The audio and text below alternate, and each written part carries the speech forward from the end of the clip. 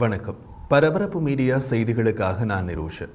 வடக்கு இஸ்ரேலில் வசிப்பவர்களுக்கு பெரும் பாதிப்பை ஏற்படுத்தும் விதத்தில் இஸ்ரேல் ஹெஸ்போல்லா சமீபகால தாக்குதல் விரிவாக்கங்கள் இருந்த போதிலும் தற்போதைய நிலைமை வழக்கமான விஷயமாகிவிட்டது. இது ஹெஸ்போல்லாவுக்கு எதிரான முழுமையான போர் சூழ்நிலையின் ஒரு பகுதியாக இதுவரை இல்லை. அதாவது ஹெஸ்போல்லாவுக்கு எதிரான முழுமையான போர் சூழ்நிலை இதைவிட தீவிரமானதாக இருக்கும். இஸ்ரேலின் அல்மா இன்ஸ்டிடியூட்டின் ஆராய்ச்சி துறையின் தலைவர் ஆராய்ச்சியாளர் தல்பீரி தற்போதுள்ள சூழ்நிலை பற்றி கூறிய போது, வடக்கு இஸ்ரேலில் ஒரு முழு அளவிலான போரை தொடங்கும் சாத்தியம் மேலும் மேலும் வலுப்பட்டு வருகிறது என்றார். அவர் மேலும் தெரிவித்த போது, ஹெஸ்போல்லாவுடன் நெருக்கமான லெபனான் செய்தித்தாள் அல் அக்பரின் அறிக்கைகள் உட்பட வடக்கு இஸ்ரேல் தீவிரமாக போரை தொடங்கும் என்றுதான் கூறுகின்றன. ஒரு முழுமையான போர் வெடிக்கும் பட்சத்தில் இஸ்ரேலிய முன்னணி இதுவரை பார்த்திராத சூட்டு வலுவை பார்க்க வேண்டி இருக்கும். அது 2006ஆம் ஆண்டு நடந்த போரில் பார்த்ததை விட அதிகமாக இருக்கும். உண்மையில் ஹெஸ்போல்லாவின் சூட்டுவலு இஸ்ரேலின் முழு பகுதியினையும் குறிவைக்க முடியும். ஹைஃபா வரையிலான இஸ்ரேலின் முழு வடக்கு பகுதியும் முக்கியமாக பெரிய அளவிலான தாக்குதலின் கீழ் இருக்கும். இந்த பகுதியில் தாக்குதலின் பெரும்பகுதி குறுகிய தூர வீச்சுள்ள பல்வேறு வகையான ராக்கெட்களில் இருந்து இருக்கும். இதனால் போரின் முதல் ஓரிரு வாரங்களில் இயல்பு வாழ்க்கை நடத்துவது கிட்டத்தட்ட சாத்தியமற்றதாகிவிடும் என்று அவர் கணித்துள்ளார். அவரது அந்த கணிப்பு சரியானதுதான். ஹெஸ்போல்லாவும் சரி, அவர்களது குருவான ஈரானும் சரி, ஒரே தாக்குதலில் அதிக எண்ணிக்கையிலான ஆயுத ஏவல்கள் என்ற சித்தாந்தமுள்ள ஆட்கள். அத்துடன் குறைந்த செலவில் நிறைய உயிர்களை எடுப்பது என்பது அவர்களது தாரக மந்திரம். அதே நேரத்தில் இந்த ஈரானிய வேர் கூட்டணிக்கும் இஸ்ரேலின் மேற்கு நாட்டு சார்பு கூட்டணிக்கும் இடையே அவர்களுடன் உள்ள ஆயுதம் மற்றும் வியூகங்களில் பெரிய வேறுபாடு உண்டு. ஹெஸ்போல்லாவின் முக்கிய ஆயுதங்கள் ஈரான் கொடுத்த ஏவுகணைகள் மற்றும் ராக்கெட்கள். பெரும்பாலான வானுவ ஆராய்ச்சி நிறுவனங்களின் மதிப்பீட்டின்படி ஹெஸ்போல்லாவிடம் 1,50,000 மோட்டார்கள், 65,000 குறுகிய தூர ராக்கெட்கள், 80 கிலோமீட்டர் தூரம் வரை செல்லக்கூடிய 5,000 ராக்கெட்கள், 80 முதல் 200 கிலோமீட்டர் தூரம் வரை செல்லக்கூடிய 5,000 ஏவுகணைகள், 2020 கிலோமீட்டர் அல்லது அதற்கும் மேற்பட்ட தூரம் செல்லக்கூடிய 300 ஏவுகணைகள் உள்ளன. இவை தவிர ஆளற்ற விமானங்கள், விமான எதிர்ப்பு ஏவுகணைகள் அல்லது கப்பல் ஏவுகணைகள் போன்றவையும் உள்ளன. அதிலிருந்து ஒரு விஷயத்தை புரிந்து கொள்ளலாம். இந்த ஈரானிய கூட்டாளி வெடிமருந்து நபர். இவர்கள் கடந்த காலத்தில் கார் வெடிகுண்டு, பஸ் வெடிகுண்டு, சந்தை வெடிகுண்டு என்று வெடிகுண்டுகளுடன் தொடர்புடைய ஆட்கள். அவர்களது சித்தாந்தம் எங்கே பெருமளவு வெடிப்பை ஏற்படுத்துவது என்பதிலேயே இருக்கும். போர் வெடித்தால் ஹெஸ்போல்லா ஒவ்வொரு நாளும் இஸ்ரேலுக்குள் பல ஆயிரம் வெடிபொருள் ஆளற்ற விமானங்கள் மற்றும் ஏவுகணைகளை அனுப்பும் என்று மதிப்பீடுகள் குறிப்பிடுகின்றன.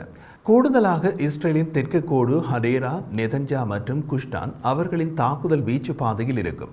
ஹெஸ்போல்லாவை பொறுத்தவரை இஸ்ரேலின் குஷ்டான் பகுதி மதிப்புமிக்கது. அதனால் அவர்கள் தங்கள் தாக்குதல் முயற்சிகளை அங்கு குவிப்பார்கள். லெபனான் எல்லையிலிருந்து தூரம் அதிகம் என்பதால் இந்த பகுதிக்குள் ஹெஸ்போல்லாவின் தாக்குதல்கள் ஏவுகணைகளை பயன்படுத்தி மேற்கொள்ளப்படும்.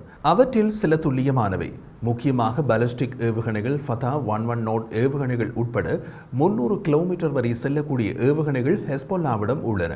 லெபனானின் வடக்கு பகுதி, பெய்ரூட் பகுதி அல்லது பெக்கா பகுதி ஹெஸ்போல்லாவின் புறக்காவல் நிலையங்கள் மற்றும் மூலோபாய அமைப்புகள், ஏவுதல் வரிசைகள் மற்றும் உள்கட்டமைப்புகள் அமைந்துள்ள பகுதிகளில் இருந்து அவை ஏவப்படும் என்று எதிர்பார்க்கலாம்.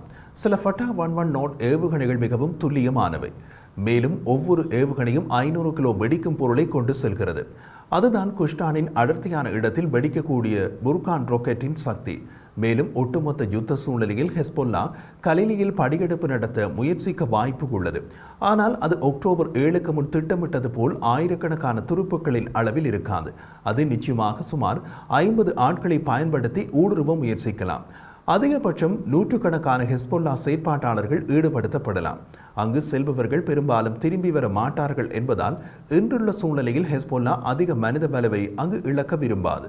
ஹெஸ்போல்லாவின் ரத்வானின் பிரிவு இதை செய்ய வல்லது. அவர்களுக்கு அறிவுறுத்தல்கள் மற்றும் உத்தரவுகள் வழங்கப்படலாம். இந்த அச்சுறுத்தல்களுக்கு மேலதிகமாக தற்கொலை ஆளற்ற விமானங்களின் அச்சுறுத்தலும் இஸ்ரேலுக்கு உள்ளது. இதை ஹெஸ்போல்லா இப்போதும் செய்கிறது. ஆனால் ஒரு முழுமையான போரில் அதன் அளவு மற்றும் தீவிரம் மிகவும் அதிகமாக இருக்கும். ஹெஸ்போல்லாவின் தாக்குதல் வெற்றியின் படங்களை உருவாக்கும் முயற்சியிலேயே இருக்கும். இந்த உக்தி உலகின் அனைத்து ஆயுத இயக்கங்களாலும் நடைமுறைப்படுத்தப்பட்ட உக்தி. இதன் பிரதான நோக்கம் அந்த வெற்றியின் படங்களை காட்டி தமது இயக்கத்திற்கு ஆட்சேர்ப்பு செய்வது. இஸ்ரேலுக்கு ஹமாசுடன் போர் நிறுத்தம் ஏற்படும் இறுதி நாட்களில் அல்லது ஒப்பந்தம் செய்ய போகிறார்கள் என்பது பற்றிய செய்திகளை கேட்டவுடன் தமது வெற்றியின் படத்தை உருவாக்க ஹெஸ்போல்லா தாக்குதல் வீதத்தை அதிகரிக்கும். ஹமாஸுடன் போர் நிறுத்தம் ஏற்பட்டால் அதனால் ஹெஸ்பொல்லா தாக்குதலை நிறுத்தினாலும் இஸ்ரேலுக்கும் ஹெஸ்புல்லாவுக்கும் இடையே போர் நிற்காது. அக்டோபர் 7ஆம் தேதி ஹமாஸ் இஸ்ரேலுக்குள் புகுந்து 1000க்கும் மேற்பட்டவர்களை கொன்று நூற்றுக்கணக்கானவர்களை கடத்தியது ஹெஸ்பொல்லாவின் திட்டங்களை மட்டுமே முடக்கியது. ஆனால் அது ஹெஸ்பொல்லாவின் திட்டங்களை ரத்து செய்யவில்லை. ஹமாஸுக்கு முன்பே அப்படியொரு தாக்குதலை இஸ்ரேலுக்குள் நடத்த திட்டமிட்டது ஹெஸ்பொல்லா. ஆனால் ஹமாஸ் தனது கையில் இருந்த அதன் அட்டைகளை மேசையில் தூக்கி போட்டு விளையாடிவிட்டது. ஹெஸ்பொல்லா வேறு வழியில்லாமல் 2ஆம் நிலைக்கு தள்ளப்பட்டது. உண்மையில் ஈரான் மற்றும் ஹெஸ்பொல்லாவின் மத சித்தாந்தம் வேறு, ஹமாஸின் மத சித்தாந்தம் வேறு. இவர்களை இணைத்தது ஈரான் வழங்கிய வெடிப்பொருட்கள் தான். இவர்கள் எல்லோரும் ஈரானின் சிப்பாய்கள் என்று காட்டப்பட்டாலும் இவர்களுக்கிடையே சித்தாந்த ரீதியில் பல இழுபறைகள் உண்டு. அதனால் தான் ஹெஸ்பொல்லாவின் திட்டங்களை முதலில் செயற்படுத்தி தாம் லைம்லைட்டுக்குள் வந்தது ஹமாஸ். இப்போது ஹெஸ்பொல்லாவின் தாக்குதல்கள் காசா போரை விட அதிக முக்கிய இடம் பிடித்துள்ளன. இன்றைய தேதியில் காசா போர் அல்லது ஹமாஸின் நடவடிக்கைகளை விட உலகம் கவனிப்பது ஹெஸ்பொல்லா என்ன செய்கிறது, லெபனானில் இஸ்ரேல் தாக்குமா என்பதைத்தான். இவை எல்லாமே அரசியல் விளையாட்டுகள் தான். ஹெஸ்பொல்லா மீது இஸ்ரேல் போரை தொடங்கினால் காசா போர் 2ஆம் தர செய்தியாகிவிடும். ஹமாஸை யாரும் கவனிக்க மாட்டார்கள்.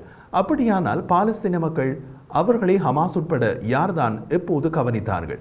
இந்த புதிய திருப்பத்தால் யாருக்கு நன்மை? முதலில் ஹெஸ்பொல்லா, அதன் பின் இஸ்ரேல் மற்றும் அமெரிக்கா. யாருக்கு தீமை? அப்பாவி லெபனான் மக்களுக்கு. ஆளாளுக்கு மக்களை வைத்து சூதாட்டம் ஆடுகிறார்கள். ஜெயிப்பது இவர்களில் யாரோ ஒரு தரப்பு. எப்போதும் தோற்பது அது அந்த நாடு. எந்த இயக்கமாக இருந்தாலும் பொதுமக்கள் தான்.